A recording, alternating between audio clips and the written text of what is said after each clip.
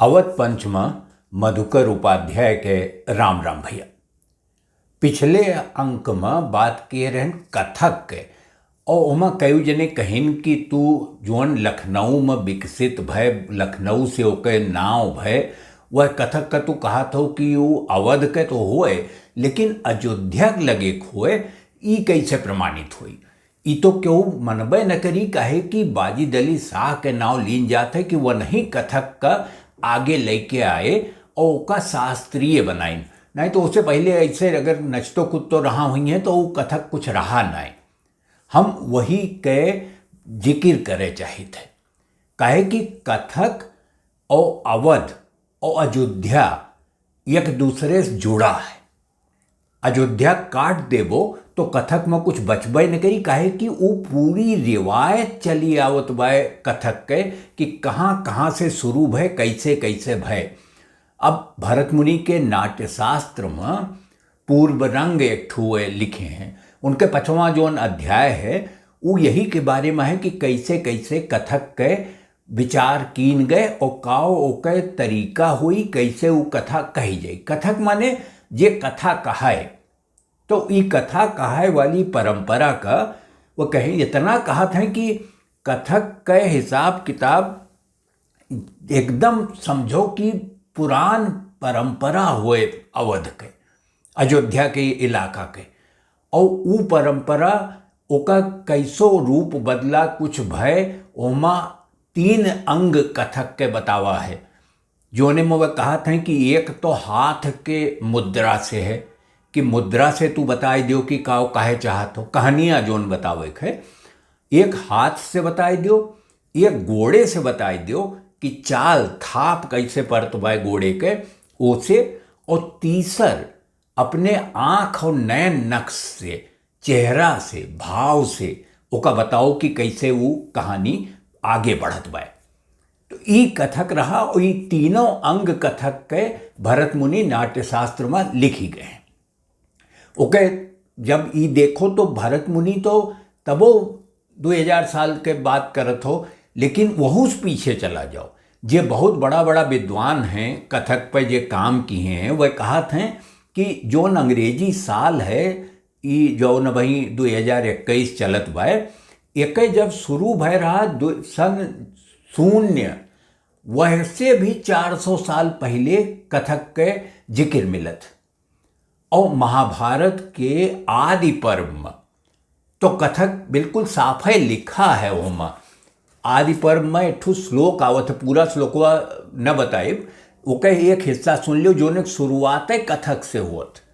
वह कहत हैं कि कथका अश्चे परे राजा, कथका अश्चे परे राजा श्रमणाश्च वनौकसा। कथक जोन है ओका कहत है कि ई बिल्कुल समझो कि वेद वेदांग के जोन अध्ययन है वही के बराबर इजाइक ठहरत है। यही हमारे नाट्यशास्त्र का 5वां वेदों कहत है कि ये कथक है, ये इतना महत्वपूर्ण है। कथा कहब और कथा सुनब ये कथक के हिस्सा हुए और ये अवध के जिंदगी के हिस्सा रहा। अयोध्या में एक जनी उपन्यासकार हैं सुनीता तिवारी, उनके अयोध्या में जन्म भय रहा। सुनीता तिवारी अपन जब उपन्यास लिखे लगी तो अपन नौवा बदल के प्रिया आनंद धैली और उपन्यास लिखत ही वह बताइन। हम तो नहीं देखे रहन कि कथिकी ओकर न कथिकी कही जात रहा, और कथिकी के पूरा परिवार उनके चलत रहा, एक पूरा ताम झाम लेके वह चले और कथिकी बुलावा जात रहे जगह जगह। तो हम तो नहीं देखे ही, लेकिन सुनीता तिवारी कहत ही कि वह जब छोट रही तो उनके बहनी के नाम सरोज रहा, तो उनका जब ब्याह हुए तो हम कथिकी बुलावा गए रहे। कथिकी आए जनवासा में, बारात 2 दिन 3 4 दिन रुकत रही तो जनवासा लागत रहा। ओमा गुलाब जल और इत्र के फाहा और केवड़ा जल ई कुल छिड़का उड़का गए और साथ में एक मंच बना रहा, ऊपर कथकी रहे और वह राधा कृष्ण के कथा कहें। कथकी ज़्यादातर राधे कृष्ण के कथा कहत रहे, तो वह कथा कहत रहे और वह एक देखे रही। उन्हें याद रहा, वह बतावे लगी ओके कि कैसे कैसे काव काव होत रहा। लेकिन ओका वह खुदो ना जोड़ी पाए रही वह समय कि ई कथक से एक कोनो संबंध है जोन अब के कथक है। अभी समझो कि नाट्य शास्त्र में है, महाभारत में है, और ओकरे अलावा एक जने रहे चतुर दामोदर, समझो 1500 कुछ में, 15वीं शताब्दी में 1400 कुछ में चतुर दामोदर एक ठू किताब लिखे रहे संगीत दर्पणम।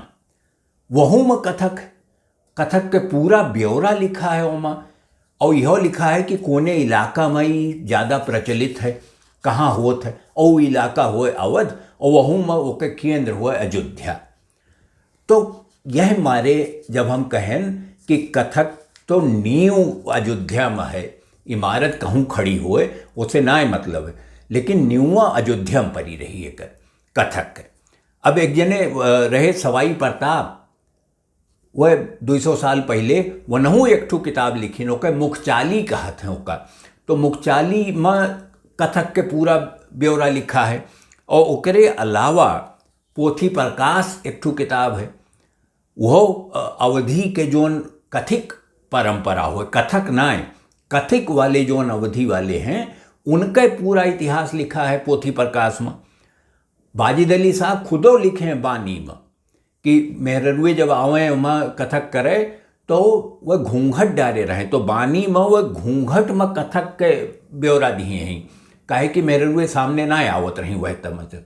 लेकिन जोन कथिक रहे, कथिक ज़्यादातर होत रहे आदमीय, मेहरारू में कमाई रहत रही, लेकिन जब रहें तो उनके घूंघट ना रहत रहा, वह बिना घूंघट के कथिक करें, कथा सुनावें। तो ई हुए कथक के इतिहास, और ई हुए कथक के अयोध्या से संबंध।